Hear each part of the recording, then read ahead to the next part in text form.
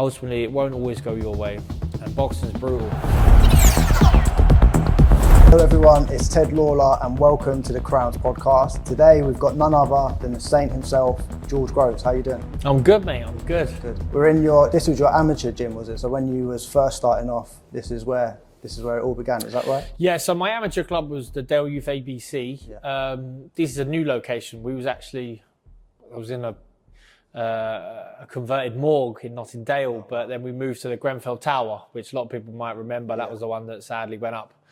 It's part of that tower block. So disaster. Not as fancy as this, then I'd imagine. No, definitely wasn't. No, it was spit and sawdust. We've progressively got more posh. We're in an affluent area of West London, but still keeping it real down here at the Dale Youth. Well, talk to us when you first walked through these doors, or the door of the old gym. What did you feel when you first walked in? Because we just talking before this started about how you felt under the lights and the first press conference and stuff, and you said you wanted to do this. So how did you feel when you first walked through the gym and your first ever day of, right, this is my first ever step as a boxer?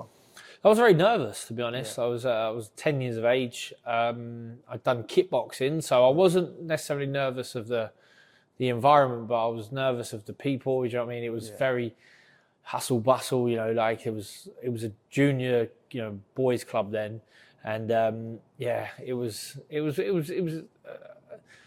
a tough place to be, but a great place to be. It was one of the ones where once you earn the respect of your peers through your your effort and your ability, you was one of them.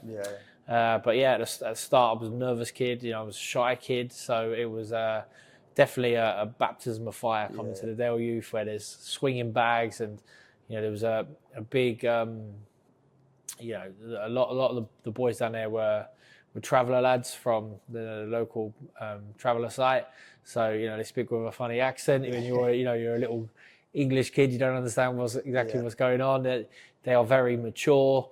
It was a very mature environment, but great environment. And then once you're in, and as I say, you show dedication, you show willing, you show effort, you're traveling the country with these guys, you're winning titles with these guys, and they become some of your best friends. What surprised you most about the business and the journey of boxing? Was it easier than you thought to progress? Was it more difficult? Were there any snakes that come out and got you that you weren't expecting, or did you sort of expect and plan for it all from the very beginning? Yeah, there's boxing politics, and it comes in the amateur form, and definitely comes in the professional boxing game.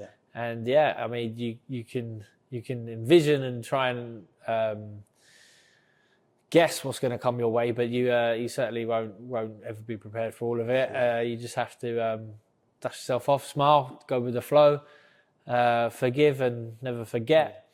And that's ultimately it is. That's prize fighting, and it is a dog eat dog sort of tough sport, rough sport. It's filled with some of the best people you could ever meet, but it's also filled with a lot of bitterness, a lot of envy, a lot of emotion, a lot of maybe a few snakes, as you say. But ultimately, if you can take care of your own and deal with business, then you'll be fine. And ultimately you've got to be able to fight.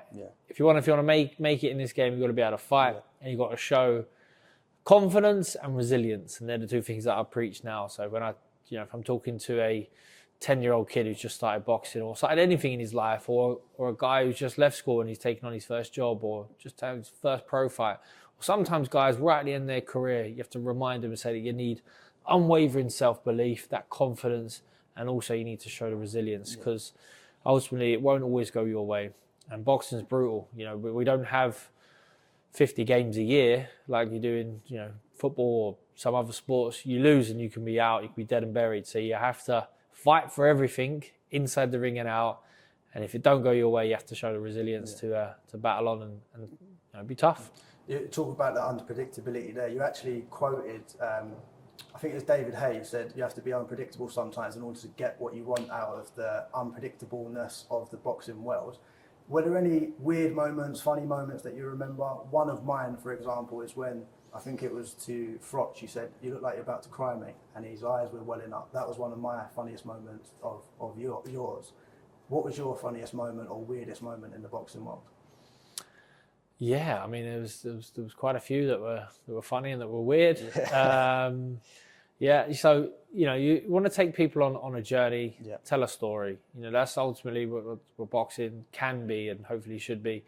Not everyone has the ability to do it, but if you can, you're much more engaged. And as you say, you can follow a team, or you can follow your country in the Olympics or whatnot. But when it comes to boxing, you want to get people on your journey, so you have to tell a story, and then sometimes that might be, I'm faced off with Frotch, and I want to tell a story. I want to create interest. I remember, obviously, we're coming around for this is the rematch now with Frotch, and many people might remember this, but at the first press conference, I thought to myself, he's going to talk, and he's going to non-stop talk. And he's not. The insecurity from him will be he'll have to try and not just remind me, but remind everyone at home of all his previous accolades. And that's going to take a long time, because he don't just need to surmise the 3 big fights he had. He's going to tell you about everything. So I thought, I'll bring myself a Rubik's Cube to the press conference and put myself on the spot, see if I can solve a Rubik's Cube while he's waffling on. And if I've done it, then he's definitely either I'm a genius or he spoke too long, or maybe somewhere in the middle. And I was sat at the top table. This is for the Wembley fight, so we're in I think the bowels of Wembley Stadium at this point. I've never seen a press conference so big. There's so many people there. Everyone wants a piece. Eddie Hearn's at the top table. He's trying to promote himself. He wants, this is the Eddie Hearn show. I'm trying to make it the George Grove show. Frotch won't stop talking about the Frotch show. I think sitting next to me was the head of boxing at Sky, which was Adam Smith at the time. And he looks at the Rubik's Cube, and I just give him a little nudge, and he's like, and I know he's in his mind, he's computing like, I don't know whether he's thinking, cheeky fucker, or this is brilliant, or what the hell's he playing at? I know it was always the last bit, the last little sort of algorithm that I used to struggle with to get I got the cubes in the right spot, but it's getting them facing the right way. And I'd done it, I put it down, nudged Adam, and he's sort of like, Ugh. And the whole time I can hear the cameras going, and Frotch must be thinking, they're really interested in me talking about the time when I had a life and death with Brian McGee or Charles Adamu or whatever other sort of fighter that was buried in the build-up of his career. But that was one where I tried to deliver a little bit more. Yeah, different. Well, what I get from you a lot is it's all about like the mind. It's all about mind games. So how much emphasis did you put on the mind, both in terms of like your mental health as a person, as a man, but also regulating your emotions during what is the most stressful situation someone can be in a ring against another man looking to knock him out? How do you regulate your sort of emotions during the training, but also during the ring as well? Did you put much emphasis on the mental side of things? Yeah, absolutely. You want to be mentally prepared. You never really want to step into a situation where you ain't thought about it at all. And then you're doing that, in the boxing gym, time and time again. When you're shadow boxing, you're not really just away with the fairies daydreaming. You should be thinking about the movements you're doing, thinking about maybe the punches that come back at you.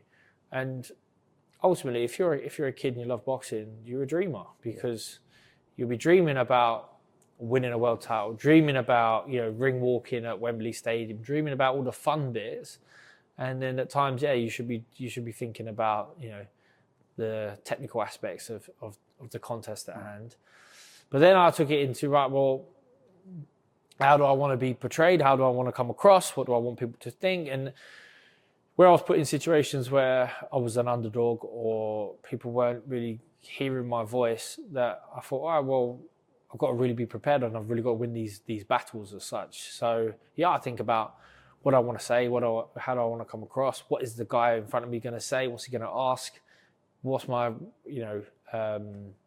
answer or retaliation going to be? My counter punch, if you will. And that just builds into controlling your emotion, really, because you've already gone through those emotions. If you're going for at least once a week, I'd go for a long steady run.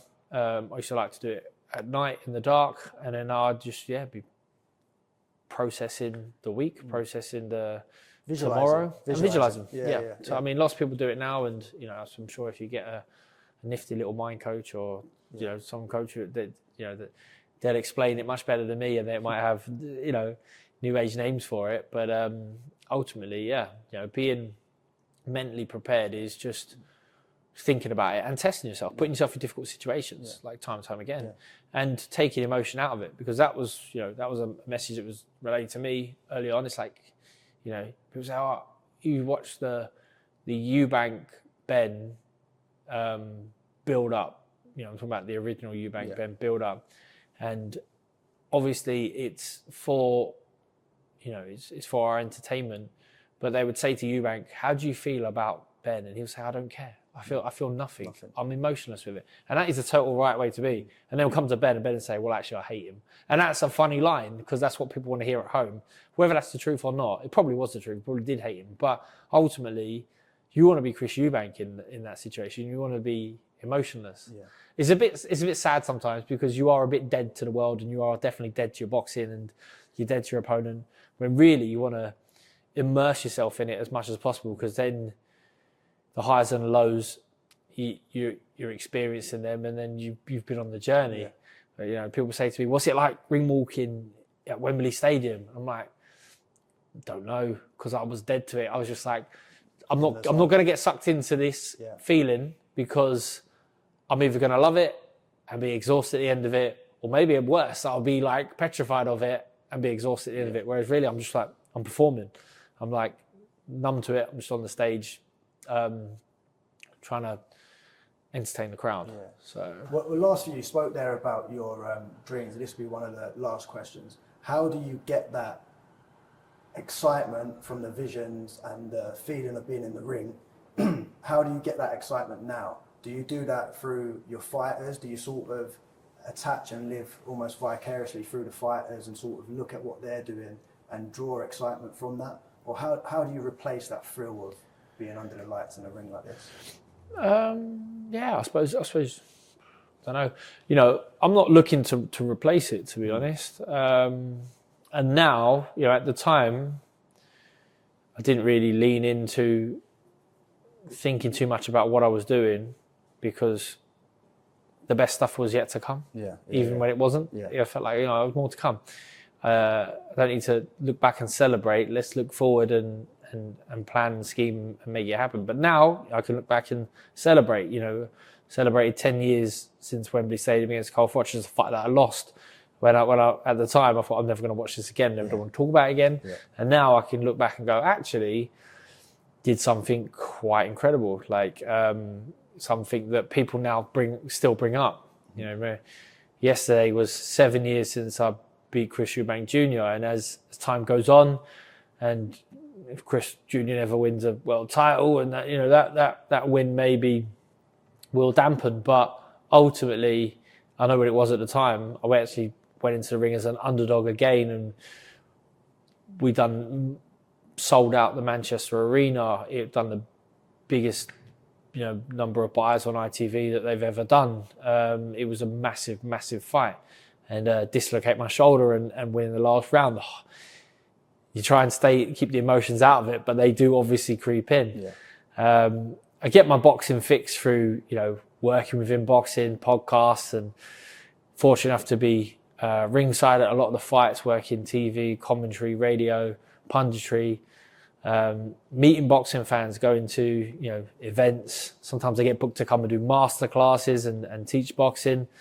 And now recently I've reactivated my manager's license with the British Boxing Board of Control.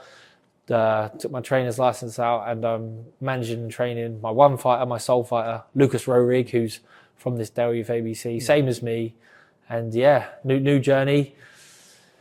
But still living and breathing boxing. So that, you know, I get plenty of thrills and out of boxing in that respect, I suppose. But there's no point in me chasing what I experienced before, because I had my chance, had my time, and it was incredible. So now you get to see the excitement of the other fighters, the people you're training, the people you're helping in the community as well.